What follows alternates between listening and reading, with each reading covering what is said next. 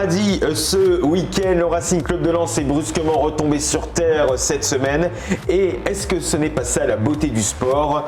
Ne pas être une science exacte. Bienvenue dans Hors Zone, votre émission sport en plein cœur de l'agglo Lens-Liévin. Dans cette émission, on va faire le tour des clubs près de chez vous. On reviendra sur les résultats du troisième tour de la Coupe de France avec Thomas Verbouche-Deschambre. On parlera d'une belle fête du côté de Vingles. Bonjour Thomas. Bonjour Fred, bonjour à tous. On parlera de la fête du sport qui a eu lieu samedi et notamment l'inauguration du terrain synthétique Daniel Leclerc. Ça s'est passé le week-end dernier dans le bassin minier. On parlera de vos événements ce week-end avec les foulées de l'avenir à Méricourt avec notre invité Jérôme Florent. Bonjour.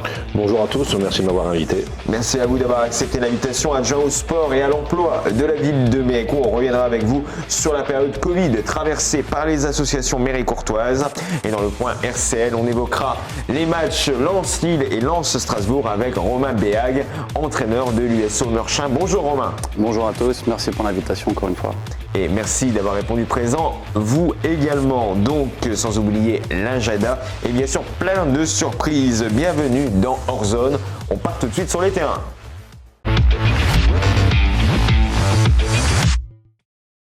Lens rit au derby mais pleure donc sur son match de mercredi. C'était l'événement du week-end dans le bassin minier, même en France. Le Racing Club de Lens a remporté le derby du Nord 1-0 face à Lille grâce à une réalisation de Frankowski dans le dernier quart d'heure.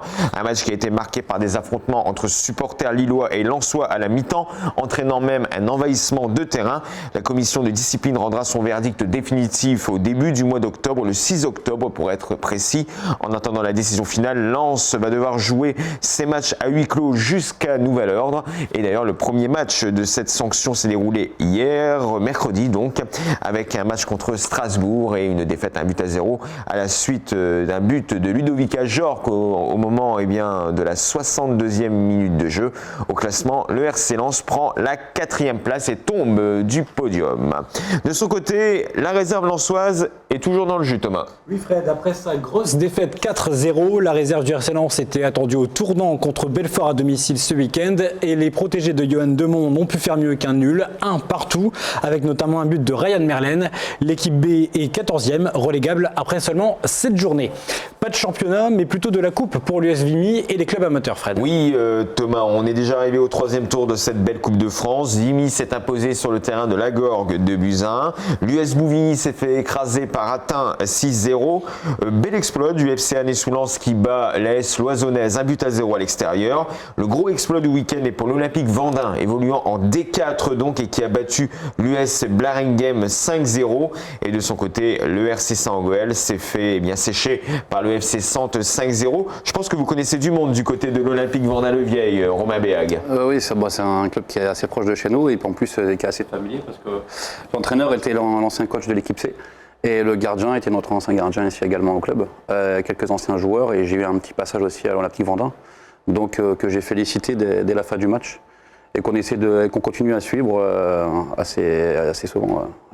La suite des résultats de football, le Souchet a battu Neuville-en-Ferrain 4-2, Oisier a battu Avion s'est incliné 4-0, les Carabiniers de Billy-Montigny ont fait fort, 5-0 contre l'AS Kennedy, Vingles a remporté aussi son match 5-2 face à Villeneuve-d'Ascq, l'OS Flers Villeneuve-d'Ascq pour être précis, et enfin Noyelles-sous-Lens a battu Ronchin 2-1. Le basket club liévinois a-t-il renoué avec la victoire, Thomas? Eh bien non Fred, malheureusement, face à Maubeuge en National 2, ça n'a pas marché, défaite 47-55. Pourtant le score à l'issue des deux premiers quart-temps était de 29-30, donc rien n'était joué. Mais le troisième quart-temps était synonyme de passage à vide pour les liévinois. Les Maubeugeois en profitent pour prendre le large, 8 points d'écart, et ils garderont cet avantage jusqu'à la fin. À noter la sortie prématurée de Valentin Estienne, le capitaine qu'on a reçu la semaine dernière dans Hors-Zone. Il a été sonné après un gros choc, il est allé à l'hôpital, il a fait des examens, mais il va bien, il va mieux. Liévin est 9e avec 2 défaites en 2 matchs.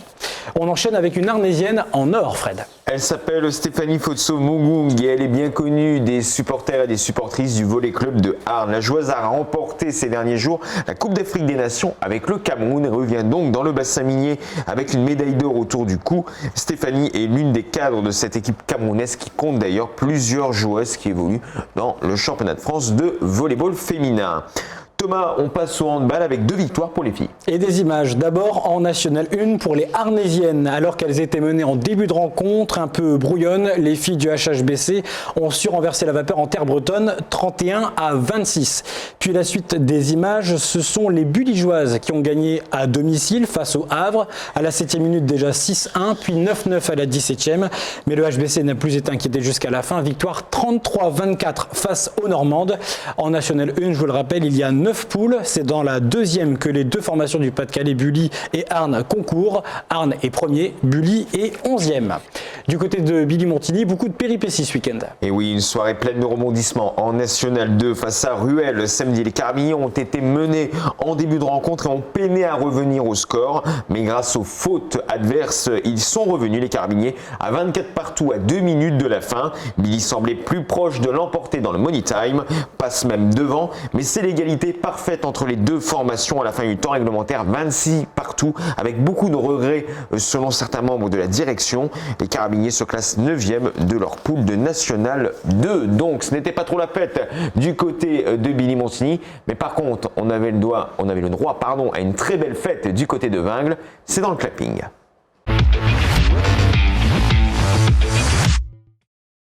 Samedi dernier, la fête du sport à Vingles a rassemblé plusieurs centaines de personnes au complexe Michel Bernard. L'occasion pour la ville de Vingles d'inaugurer le terrain synthétique Daniel Leclerc et de voir un match entre les anciens du Racing Club de Lens face aux anciens du LOSC plusieurs heures avant le derby en Ligue 1. C'est un reportage signé Thomas Verbouche-Delchambre pour Télégoël. L'émotion est vive à Vingles. Samedi 18 septembre, lors de la fête du sport, le nom du regretté Daniel Leclerc a été donné au terrain synthétique du complexe Michel Bernard. C'est Patricia Leclerc, la veuve du coach lensois, qui a dévoilé la plaque commémorative, lui rappelant des souvenirs. La photo très parlante. C'est moi qui ai choisi la photo, mais quand je l'ai découverte, c'était émouvant. Je crois qu'il est avec nous. C'est lui qui nous donne le soleil. Un soleil qui fait briller ce nouveau synthétique dont les travaux avaient débuté l'année dernière. La ville a souhaité que les premiers à le fouler soient des anciens joueurs du LOSC et du Racing Club de Lens. C'est vraiment quelque chose qui est attendu par tous nos concitoyens. Ce type de rencontre, ça nous permet de remonter dans les souvenirs de tout à chacun. Le football est un sport très ancré chez nous et c'est important de se souvenir, ceux qui ont fait l'histoire de ce sport chez nous, Daniel Leclerc en premier, mais aussi tous ceux qui ont suivi son exemple. Didier Sénac, Franck Quedru, Daniel Moreira étaient là, tout comme Johan Lachor, ravis d'avoir été conviés à cette inauguration. Très fier, et puis voilà, il y a du monde, il fait beau, ça va être une belle ambiance et voilà, j'espère qu'on va prendre du plaisir, que les gens vont en prendre aussi et qu'on va passer un bon moment. C'est quoi le système de jeu des anciens du RC Lens ? Il n'y a pas trop de système de jeu, c'est un peu comme on peut. Les premiers buts ont été inscrits par le camp lensois et à la mi-temps, un spectacle de football freestyle a été donné par Rémi Coquel. Le technicien professionnel, originaire du bassin minier, nous montre quelques gestes techniques. Les blocages, c'est le truc qu'on va apprendre au début. C'est les trucs les plus faciles à apprendre. Donc c'est tout simplement, comme j'ai montré aux jeunes tout à l'heure, c'est le fait de faire voyager hop là, le ballon, hop là, via différentes parties du corps. Hop. Le upper, on commence avec le bas du corps et on finit avec le haut. Hop là. Alors ça, c'est ma petite spécialité, j'adore faire ça, parce que ce qui est bien, c'est que tu vois, je peux te parler, je peux te regarder, tout en ayant le ballon sur la tête. Sur le synthétique, le ballon a été mis 5 fois au fond des filets, 4-1 pour Lens. Romain Laurenti, coach sportif à Vingles, a pu jouer une bonne partie de la rencontre avec Didier Sénac. Ça fait du bien de retrouver les anciens, Dan, Moreira, Yo,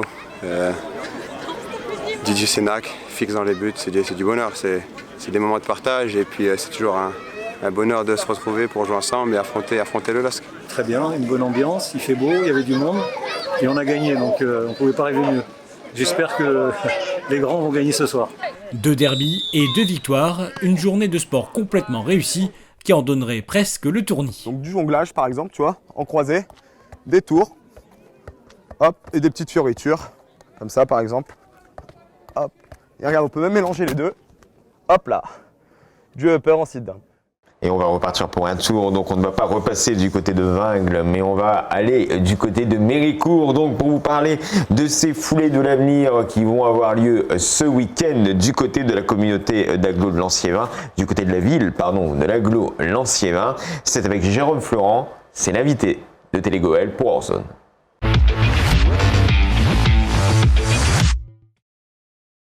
Jérôme Florent, bonjour. Bonjour. Adjoint au maire de Méricourt chargé de l'emploi et du sport. Donc on va parler de ces foulées de l'avenir qui vont avoir lieu ce week-end non loin du complexe La Doumègue de Méricourt. Avant de parler de cet événement, très sincèrement, comment se portent les associations sportives méricourtoises dans cette période post-Covid? Les associations sportives de Méricourt, on les a accompagnées tout le long de la crise Covid. On les a accompagnées déjà, on a maintenu leurs subventions habituelles, annuelles, mais également on leur a donné une subvention exceptionnelle justement pour cette crise Covid, pour qu'ils puissent surmener cette difficulté. Et là, on a organisé au mois de septembre le mois du sport. Donc toutes les portes étaient ouvertes de l'ensemble de nos clubs et de nos associations pour venir découvrir le sport et après faire son choix. Ça s'est fait tout le mois de septembre et les clubs sont très satisfaits parce qu'on a communiqué sur le site de la ville, sur le Facebook de la ville et un annuaire des sports également où ça a été communiqué et distribué dans toutes les boîtes de la ville de Méricourt. Et donc on l'a vu notamment dans Zone avec le club de badminton qui avait fait ses portes ouvertes. Donc est-ce qu'il y a tout de même, alors quand je parle de casse, est-ce qu'il y a un peu de casse au niveau des licenciés? Est-ce qu'il y a des clubs qui ont observé une perte sèche de licenciés ou au contraire c'est assez peu? On n'a pas eu beaucoup de pertes au niveau de ces clubs. Ça dépend des catégories. Au niveau des enfants, on retrouve nos enfants au cœur des associations, mais en nombre, plus que l'année dernière, plus que les années d'avant. Par contre, on a un peu un manque, c'est au niveau des adultes, des seniors, et également au niveau des adolescents. Mais voilà, pour l'instant, ça fait que commencer. Les inscriptions ont bien démarré et on est confiant en l'avenir, quoi. Romain Béag, je me permets de vous solliciter. Donc vous êtes entraîneur de l'USO Meurchin, vous êtes l'un des visages forts de l'USO, donc dans la commune de Meurchin. Est-ce que vous aussi, vous partagez les observations de Jérôme Florent en ce qui concerne les licenciés? Oui, nous on avait anticipé une perte de 20 à 30% en fait, de licenciés après la crise Covid. Et pour le moment, en fait, on est très surpris. Je rejoins totalement Jérôme. En fait, les jeunes sont à nouveau présents et il y a même encore plus de présence. Nous, on a augmenté notre nombre de licenciés chez les jeunes, c'est-à-dire entre 5, même ça démarre très tôt, entre 4 et 18 ans. Là, on a une hausse en termes de nombre de licenciés. Et donc, est-ce que ça veut dire que, notamment dans l'agglo Lanciévin, le passeport, les aides du Pas-de-Calais, ça permet au club justement de maintenir un haut niveau de licenciés ou au contraire, ça n'a aucun rapport? Ouais, c'est un vrai plus, c'est sûr. Après, il y a aussi cette envie de s'extérioriser un petit peu plus. On a aussi envie d'essayer des nouvelles choses. On a aussi les parents qui sont aussi conscients qu'il y a un fléau qui est tout ce qui est jeux vidéo et qu'on essaie de sortir de tout ça.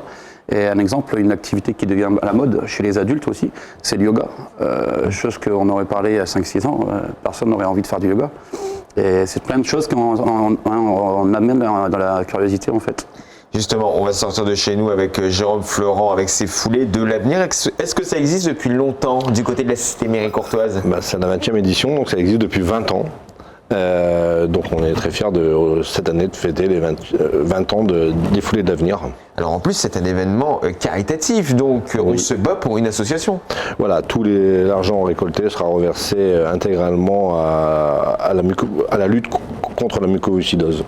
Qui est donc une maladie orpheline donc, qui se développe chez certaines personnes et qui se manifeste par des troubles respiratoires. Donc, est-ce qu'on a déjà beaucoup de réservations pour ces foulées de l'avenir? Oui, on a beaucoup de réservations et de pré-réservations, mais on sera le jour J parce que les gens ont encore la possibilité de s'inscrire le jour de la course. On a vu des éditions précédentes, là juste avant, c'est quoi le parcours des foulées de l'avenir? On a un beau site autour de l'espace Jules La Doumègue et on a le terri derrière, le bossu de Méricourt. Donc le parcours va se faire autour de ce terri, autour de ce complexe sportif, et, intégralement sur des chemins. Et il n'y aura pas de route, il n'y aura pas de trottoir et ça va rester nature. On passe par le terri, j'imagine? Ouais, par le terri, le tour du terri, les chemins qui bordent le terri également, et avec un départ sur la Doumègue au niveau de la piste d'athlée. Est-ce qu'il faut être sportif pour faire ces foulées ou au contraire on peut venir comme on est? Non, il faut venir comme on est. C'est pas sportif. Il y a 2 parcours pour les enfants, 1,5 km et 3 km. Et après, il y a 2 parcours pour les adultes, 6,5 km et 13 km. Donc ça, c'est pour le cross. Mais il y a aussi une randonnée de 10 km donc pour marcher. Et là, le parcours est complètement différent des coureurs pour pas que les uns et les autres se gênent. Le pass sanitaire est-il obligatoire? Le pass sanitaire est obligatoire parce que dans le complexe, on va pouvoir y rentrer aussi à l'intérieur pour les remises de récompenses. Mais après, une fois qu'on sera sur la course, chacun il pourra faire sa course comme bon lui semble. Il n'y aura pas de masque, il n'y aura pas de... D'accord. Et comment dire, au niveau de ces foulées, est-ce que c'est une manifestation qui va réunir les associations Méricourtoises? Est-ce qu'on va pouvoir voir des acteurs de la vie locale du côté de Méricourt? Oui, bien sûr, quand on organise une course comme ça, vous savez très bien qu'il nous faut beaucoup de bénévoles parce que ça ne s'organise pas facilement et pas tout seul. Et du coup, toutes les associations ils sont avec nous pour justement encadrer et participer à cette course. Et on a aussi des associations qui ont créé des petites équipes pour pouvoir également courir. Est-ce qu'on pourra s'inscrire le jour même? Le jour même, on peut s'inscrire sans problème au niveau du complexe. Donc voilà, Thomas, vous avez déjà rempli votre coupon d'inscription? Oui, je courais ce week-end. D'autant qu'il y a les pyramidales aussi ce week-end. On en parlera dans l'agenda tout à l'heure. Si je peux me permettre, il y a un nouveau rendez-vous qui arrive pour la ville, c'est le 21 novembre, c'est la course à obstacles. Oui. C'est une nouveauté pour la ville qui vient en plus des foulées de l'avenir. C'est à cheval? Non. Donc la course va s'appeler le terrible bossu de Méricourt. Donc 40 obstacles, il y aura de la boue, il y aura des obstacles, il y aura du ventre glisse, etc. Et là pareil, on attend à peu près 300 personnes et les pré-inscriptions pourront se faire dès le début octobre. Très bien. On y va? Ouais, je pense. Bon. De toute façon, ça fait depuis l'arrivée de Thomas Verbuche-Dachamp, on imagine un club omnisport hors zone. Mais bon, il va falloir qu'on s'y mette. Il va falloir vraiment qu'on s'y mette. En plus, on a une équipe motivée en régie qui veut vraiment y aller. Enfin, je pense qu'on va être 10 à s'inscrire, mais on va être 2 à y aller, comme toujours. Donc, merci beaucoup. Donc, Jérôme Florent, adjoint au sport de la ville de Méricourt, également adjoint à l'emploi. Donc, et merci d'avoir fait un crochet par les studios d'Orzone, les studios de Télé Goël. On espère donc avoir du monde du côté de la Doumègue. Ouais, mais, nous aussi, on espère. Et puis, merci d'avoir invité. Merci de pouvoir présenter l'activité de Méricourt. Vous restez avec nous puisque à côté de vous, il y a un homme qui pourrait justement faire cette course d'obstacles, c'est Romain Béag. On va revenir justement sur le derby Lens-Lille qui a entraîné beaucoup d'obstacles pour le club lensois et les supporters.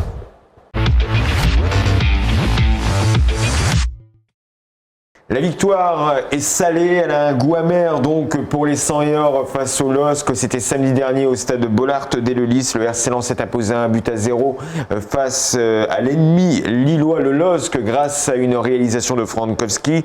Romain Béag, vous avez vu ce match. Alors déjà, d'un point de vue général, qu'est-ce que vous avez pensé de la prestation lensoise?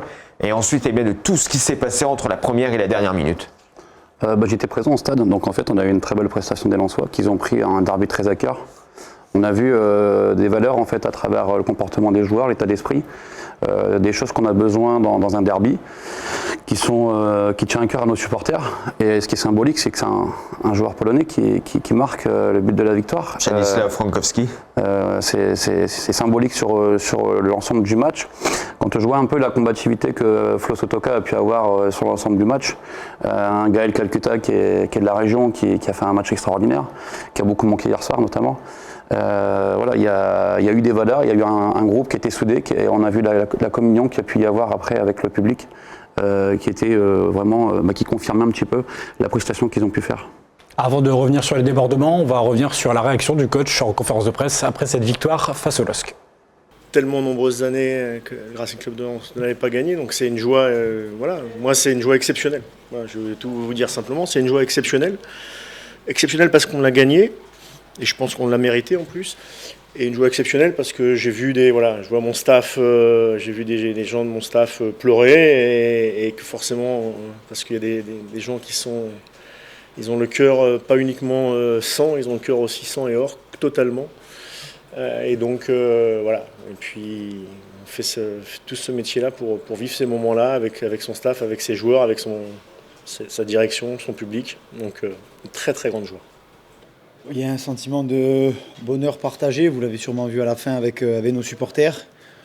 On est très heureux, très fiers de leur offrir ce bonheur. Voilà, donc on sait que c'est pas une fin en soi, mais Mais au vu du contenu, au vu de ce qu'on a, de la maturité par rapport à l'année dernière, on avance comme toujours. Je dis que le plus important c'est d'avancer et ce soir ça nous sourit, donc tant mieux.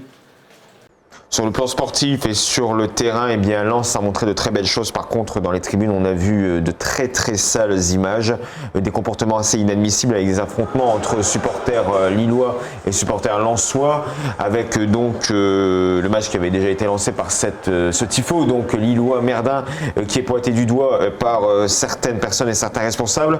Déjà pour vous, Romain Béag, quand vous voyez ces images, quand vous les avez vues en direct, qu'est-ce que vous avez pensé ?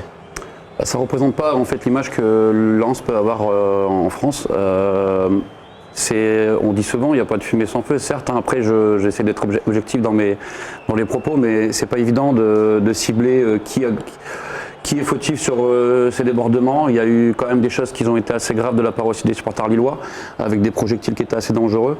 On est quand même à côté d'une tribune où il y a beaucoup d'enfants, de familles. Ça reste la tribune qui est accessible à tous quelque part, et c'est ça qui me fait peur, parce qu'en fait on va avoir des difficultés à aller au stade maintenant. On a pu avoir des débordements hier soir à Angers, on a eu des débordements ici aujourd'hui, et on a eu à Nice, on a eu Montpellier. Ça commence à faire beaucoup en peu de temps. Alors est-ce que c'est pas l'après-Covid qui commence à faire mal? Les supporters étaient peut-être un peu chauds à l'idée de retrouver les tribunes, mais ouais, ça me fait mal à mon sport en fait. Donc pour vous, il y a vraiment des fautifs dans les deux camps? Oui, il y a des fautifs dans les deux camps. Après, voilà, comme je vous l'ai dit, il n'y a pas de... Il n'y a pas de fumée sans feu. Mais bon, ça m'embête de voir les Lensois faire ça. Mais après, toutes les images positives qu'on peut avoir sur le Racing d'habitude, aujourd'hui, en fait, juste par rapport à ça, ça reste un petit peu entaché. Et ça me désole un peu. Les sanctions sont tombées pour le RC Lens. C'est 2 matchs à huis clos. Réaction de Franck Hayes en conférence de presse juste avant le match face à Strasbourg. Bon, très simplement, c'est une grande déception pour nous. Voilà. C'est une grande déception de ne pas compter sur notre public. Alors, moi, j'ai vu aussi beaucoup de belles images parce que, voilà, pour le coup, je suis allé voir un peu sur les réseaux sociaux quelques vidéos. Et ce matin, j'ai regardé une vidéo d'une demi-heure d'un jeune qui fait. C'était tellement chouette que de ne pas les avoir alors qu'on les a pas eu déjà pendant un an, plus d'un an. C'est une déception, voilà.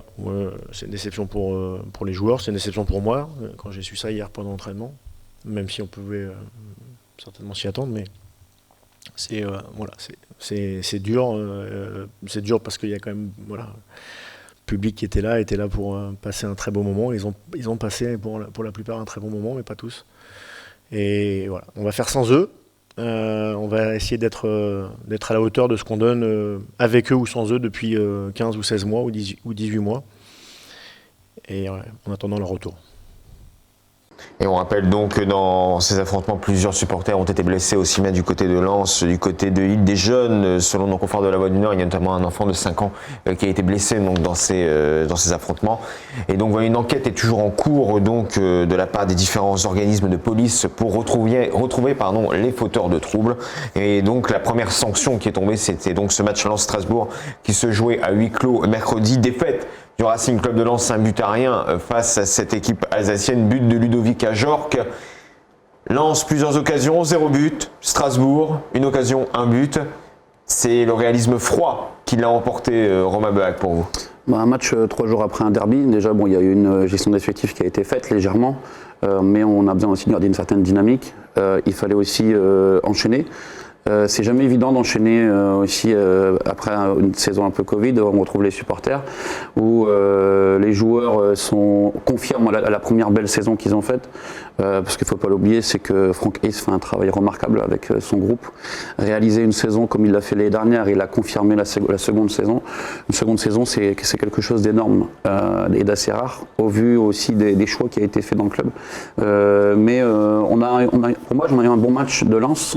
4 jours après un derby, l'euphorie qu'il y a pu y avoir, les sanctions qu'il y a pu y avoir, l'absence des supporters. Mais malheureusement, il y a un fait de match qui est pas en notre faveur. Et alors, je vais être un peu dur avec l'arbitre, mais il y a une faute grave de la part de l'arbitrage. Sur l'expulsion de Kevin Damso. Complètement. Déjà, il y a une décision qui est pour moi trop rapide. On a des arbitres qui ont maintenant un outil qui est la VAR. qui n'est pas utilisé hier et qui a un impact énorme sur le match. Strasbourg ne fait pas grand-chose dans le match. Je crois que Lens a 70% de possession, aux alentours de 70%. Oui, 60 je crois. Ouais, donc après, ils ont très peu de situations. Pour avoir été une demi-heure à 10, ils n'ont pas profité de ça. Ils ont eu 5 situations, je crois. Ils marquent sur le très peu de situations qu'ils ont. Et quand on voit la fin de match du Racing, avec le double poteau de Sotoka, où la frappe de Medina arrêtée par Mats Hussel. Voilà, c'est symbolique. Je pense qu'on pouvait jouer 2-3 heures de plus. C'était très compliqué d'égaliser. Jérôme Florent, donc vous êtes adjoint au sport. Est-ce que vous suivez cette équipe du Racing Club de Lens? Qu'est-ce que vous en pensez depuis quelques mois de cette belle équipe? Moi, je la suis parce que voilà, c'est un club local et moi, ce que je voudrais revenir, c'est sur les débordements qu'il y a pu y avoir, mais il ne faut pas oublier que dans les autres tribunes, il y a eu aussi la fête, il y a eu des gens contents, il y a eu la joie. Il ne faut pas retenir que les débordements parce que c'est pas l'image du public lensois, c'est pas l'image du bassin minier, plutôt moi. Et c'était le premier match en plus à guichet fermé, donc c'était une vraie fête sur le secteur. Voilà. En tout cas, ce match Lens-Strasbourg met un coup dans la belle série du RC Lens. Comment les Lensois peuvent se réveiller après cette défaite 1-0 contre Strasbourg face à une équipe de Marseille qui va les attendre au Vélodrome? Ce qui est dommage, c'est qu'en fait, l'enchaînement était bien. C'est-à-dire qu'après le derby, on pouvait confirmer notre belle prestation, notre bon début de saison et d'avoir quelque part un joker pour partir à Marseille. Et là, par contre, même si voilà, notre place, elle n'est peut-être pas celle qui était prévue. Quatrième, Lens est quatrième. On était sur le podium juste avant. On aurait pris 3 points hier. Je pense que ça aurait confirmé toutes ces belles choses et ça aurait surpris surtout beaucoup de monde. Et on aurait pu partir à Marseille assez librement. Et dans le jeu, ça serait ressenti, je pense, chez les joueurs, dans l'état d'esprit également. Et je pense que Lens a besoin aussi d'être libre sur le terrain. Il a cette liberté et je pense que Franck Hayes arrive à rendre les joueurs dans l'insouciance et avec cette liberté qu'ils ont sur le terrain. En tout cas, Lens est attendu au tournant, au stade Vélodrome, donc face à cette équipe de l'Olympique de Marseille. Les pronostics donc de l'équipe d'Orezone après l'agenda justement, et on part sur les parquets avant d'aller sur les gazons.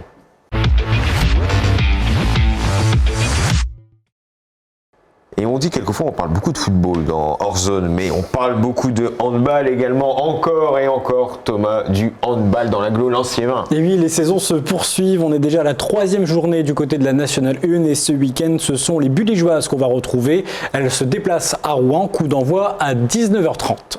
Les Arlésiennes recevront de leur côté à la salle André Bigotte l'équipe de Cergy. Le match débute à 20h. Billetterie en place sur le site du club. 2 € sur la billetterie, c'est 3 € sur place. Et c'est un double ticket pour vous permettre de voir le match contre Nantes. Ouais, 2 matchs pour le prix d'un. Donc c'est vraiment bien. D'ailleurs, je vous donne les horaires. On donne les horaires, mais c'est bien sûr samedi. C'est pas noté ici, mais c'est bien sûr samedi, 19h30 et 20h. Le 3e match, c'est contre les Carabiniers qui vont affronter à 20h30 Saint-Marcel, une équipe de l'Essonne, à la salle Othello Troni. Et à partir de 20h30, donc. De son côté, le basket club de Liévin se déplace, Thomas. Dans la Somme, pour affronter samedi lors de la 3e journée de National 2. Alors accrochez-vous, le nom du club. J'adore l'affiche. Oui, alors déjà l'affiche. Le nom du club, c'est l'Esclams. C'est l'étoile sportive des cheminots de Longo Amiens Métropole Somme Basketball. Je l'ai dit en entier. Coup d'envoi à 20h. Et le football, Fred, ce week-end. Quand je vois ça, je me dis, on critiquait Evian Thonon Gaillard quand le club existait. Bon. En tout cas, en football, Thomas, pour éviter d'aller en Savoie, et bien le Racing Club de Lens se déplace dans le sud, donc à Marseille, pour affronter l'Olympique dimanche à 20h45. Lens va ensuite recevoir Reims. Ce sera le vendredi 1er octobre à Bollaert à partir de 21h. Un match qui se jouera à huis clos, donc à cause des dernières décisions de la commission de discipline de la LFP. La réserve se rendra sur la pelouse de Sainte-Geneviève. Et de son côté, Vimy tentera de décrocher sa première victoire de la saison en National 3 en recevant Saint-Omer, donc au stade de la Mine. Rendez-vous dimanche à 15h.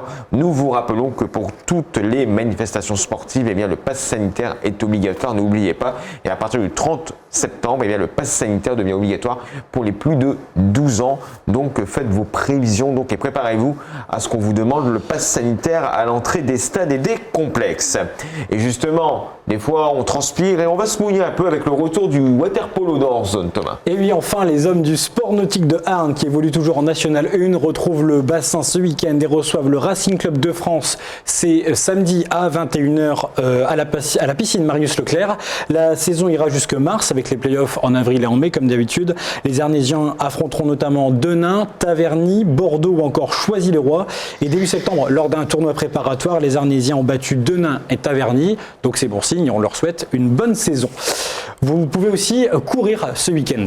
Et lors de 2 événements. D'abord, celui qui réunira jusqu'à 1000 participants, la pyramidale. En version trail ou en VTT, vous pourrez courir ou rouler du côté du parc Marcel Cabillu de Vingles à Douvrin et également à Billy-Berclos. Des places sont encore disponibles et vous pouvez vous inscrire sur asport-event.com, asport au singulier-event.com.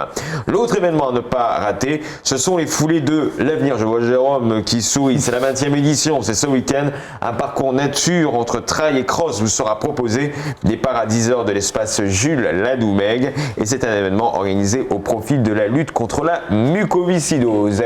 Et enfin dans cet agenda, c'est la fête du sport, non pas à Vingles, mais à Bully-les-Mines. Oui Fred, au programme ce samedi, découverte des associations sportives de la commune au complexe Pierre-Mauroy, mais aussi l'inauguration avec les nordisques du parcours de disque golf au terri du numéro 2. Vous voyez sur les images, on les avait rencontrés en février dernier, avec notamment Romain Varembourg, le président du club qui sera là. Il y aura aussi de la sophrologie, de la méditation, et vous en avez parlé tout à l'heure Romain, du yoga, mais c'est du yoga du rire.